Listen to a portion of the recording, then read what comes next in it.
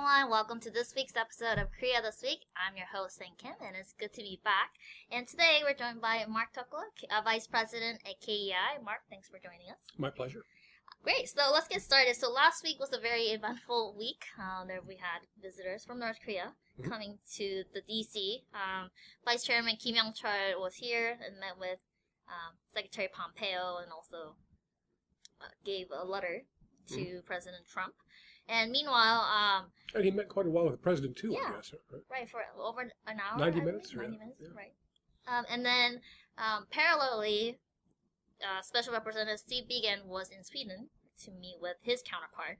And also there's a South Korean diplomat there as well. So this is my personal curiosity question.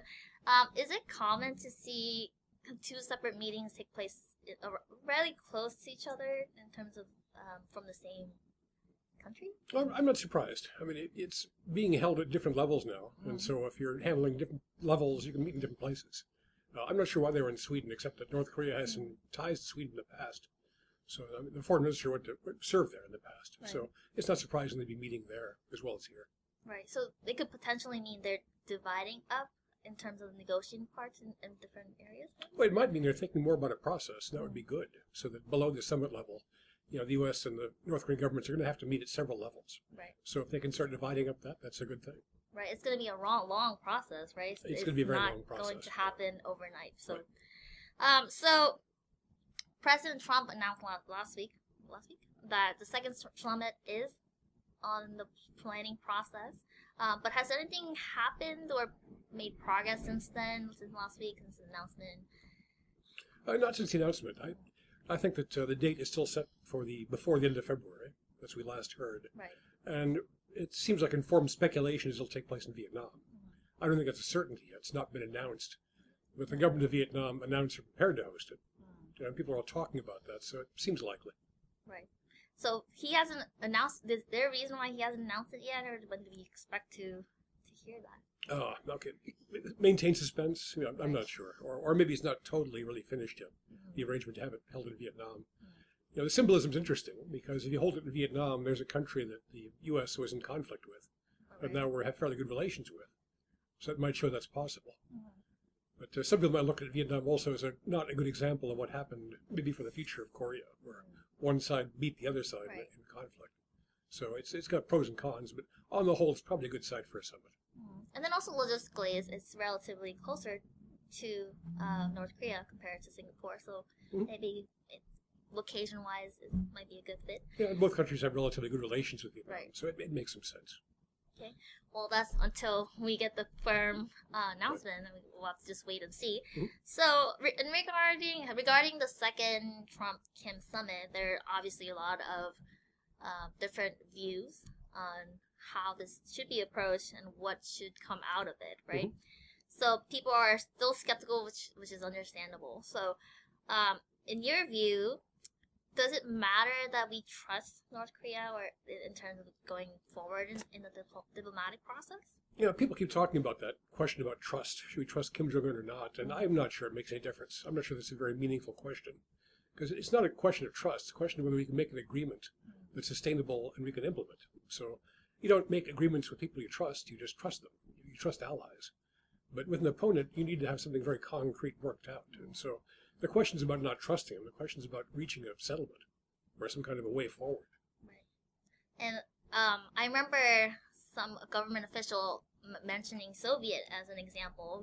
So back during Cold War, the U.S. obviously didn't trust the Soviet Union, but they were still able to work out a deal. So I guess that sort of similarly applies to the same case here, even though that we might not completely trust North Koreans, but there needs to be a process, and we would need a deal. There's a lot of histories to adversaries making agreements, and they're very specific. I mean, one example people talk about is the Iran nuclear deal, the JCPOA, which is over 100 pages. It's not based on trust. It's based on very detailed negotiations of how to move forward. Right.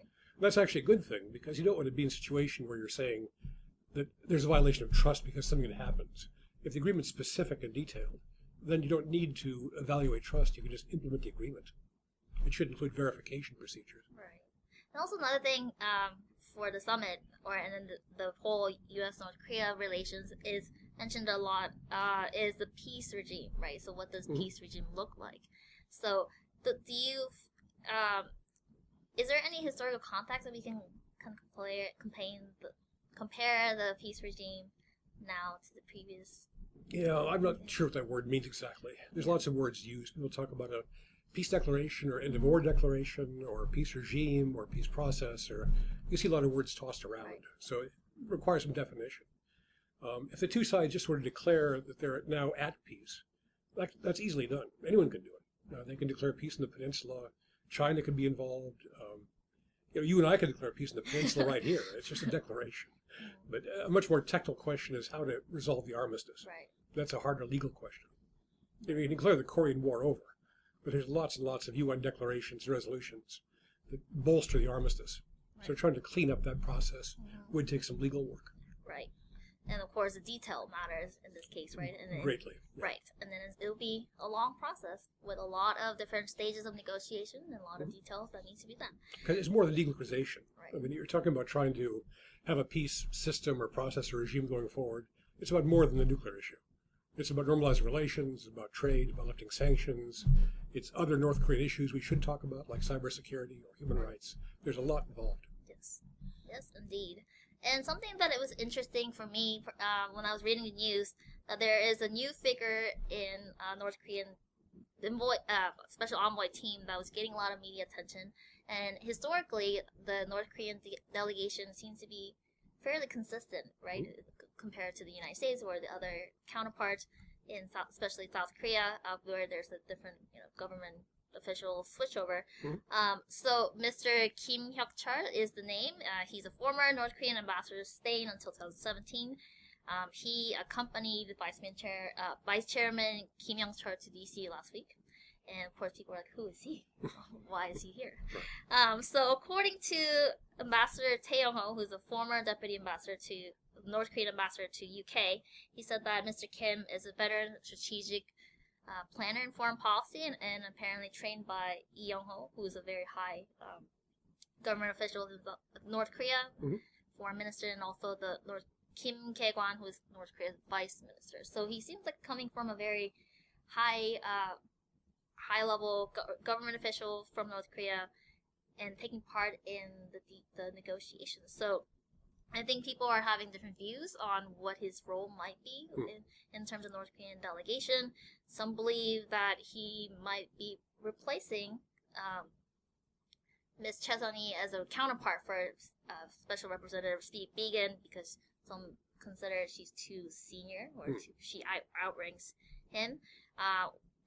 But Ambassador Tae Young-ho believes that he won't be replacing replacing Choi Sun-hee, but might be dividing roles. So again, we mentioned earlier that there might be different parts that will be working with North Korea on different parts. So this could be a sign that they're also willing to take the negotiating in some different part in the dividing part. We can't know for sure. Like I said, some time will tell. But it could be a good sign that if North Koreans are making changes, it means maybe they're thinking about a process where they can actually deal with U.S. administration at different levels, not just the summit. Because, as we said earlier, there's a lot to be worked out, and they can't do it at the summit level. There's no way that President Trump and Kim Jong-un can sit together and negotiate a denuclearization agreement. Right. All they can do is instruct negotiators to work out the details. They don't have the time to do it. So for the second summit, it's much more important we see a process emerge than a deal. So he's something for us to keep a lookout for, and we'll probably hear about him a lot, and we'll see if we see him in different negotiating tables and meetings. So, so next, I do want to touch a little bit on South Korea's domestic issues. There are a lot going on in South Korea, but one of the things I do want to mention today was the Me Too movement spreading to sports industry. Last year, Me Too movement spread to South Korea, and there were a lot of accusations and people coming out mentioning their sexual harassment in different fields, and there were politicians involved, actors, directors, and now we are finally seeing it spread to sports, and which is kind of surprising that it just came out not too long ago, because South Korean sports industry has been notorious for physical abuse. It's very hierarchical, especially when it comes to national teams. They're kind of removed from an early age to be trained and very harshly in a very competitive world, and basically their coach means everything to them. So either you can make your career or they can break your career. So so the two-time Olympic champion Shim Seok-ki came out publicly earlier this month and said that her former coach had repeated rape her since she was 17. So this was in addition to physical abuse that happened last year. I don't know if you remember the Pyeongchang Olympic. He was fired shortly after the Olympics for the physical assault. But now this rape case is the top of that. So it's definitely fueling the Me Too movement in the sports industry in South Korea, and more skaters are coming out and reporting their sexual abuses by their coaches. And not only we're speaking in speed skating, but also judo, taekwondo, and even wrestling. So yeah, it's going to be a big issue in South Korea. We mentioned during our podcast, and also our looking forward to 2019 blog that we did mention that the gender issues will be big in South Korea. So yeah, it's good that it's coming out. It's not surprising it took a long time to happen. I mean, look how long it took the U.S. to find the abuses going on in the gymnastics community. Right. It took years before that became known. Right. So the President Moon also has expressed that there needs to be a thorough investigation and appropriate punishment for all these the cases. And I think the South Korean government is also getting involved. The Ministry of Culture and Sports is also looking into improving the national team's training environment and the whole reform in the way the power structure in order to avoid another cases. But this is something that we'll be seeing a lot as we go on, and I really hope that this year there'll be some justice to all the athletes who's been suffering. So. Well, it seems like, at least in our example in the U.S., once it comes out in one part of society, then other parts can follow. So whether entertainment or in sports or in journalism or in politics, once women start talking about their stories, then it gives other women the courage to say those things too. Right. So that's supported by government that cares. Exactly. That's very positive. Right. And it's very true that the Shim Seok-ki's case, because she came forward, it encouraged other athletes to also come forward and share their stories as well. So I really do hope we can keep this momentum going, and the government will be taking more actions to prevent future victims like this. So with that, is there any other news you would like to mention for this week? Well, it was eventful. It's nice to have the government back in operation. Yes. Where DC is back. It's lively again with all the government workers back in their office. Well, let's hope they stay working. Yes. Let's not do this again. Let's not have to shut down again. Right. So I have a couple of KI news events. So tomorrow, on Wednesday, we're hosting a career club event with Yeon-ho Kim. He's our non-resident fellow. He'll be talking about his recent report with HRK. It's on telecommunication and private transportation in North Korea. It's should be very, very interesting, and he's known to be an expert on that subject. So if you're interested, you can join us on Wednesday, 6:30 p.m. at Ureok Tyson's Corner restaurant. And next Monday, They need to register with you first, right? Yes, Okay, yeah. So you can find the RSVP link on our website, and feel free to let us know that if you're interested in coming. And then also next Monday, we're having a Lunar New Year reception here at our office. So if you're interested in that, you can also RSVP on our website. So with that, I think that's it. Oh, I did want to mention, if you're on Netflix, I would highly recommend watching Kingdom, which is the newly the Netflix TV series that was released. It's based in Joseon Dynasty, 15th century, but with zombies. Yes, with zombies. Can't get enough zombies. So I mean, the Joseon Dynasty zombies, Yep. But it's getting really great reviews actually. They're working. This is the 6th episode on Netflix right now, but they're working on the season 2 already. So if you are on Netflix, if you're not, you should sign up for Netflix. It's actually really great. So I highly recommend you watch it. Okay, with that, that's it for today. We hope to see you next Monday at 2 p.m. Thank you. Thank you, Say.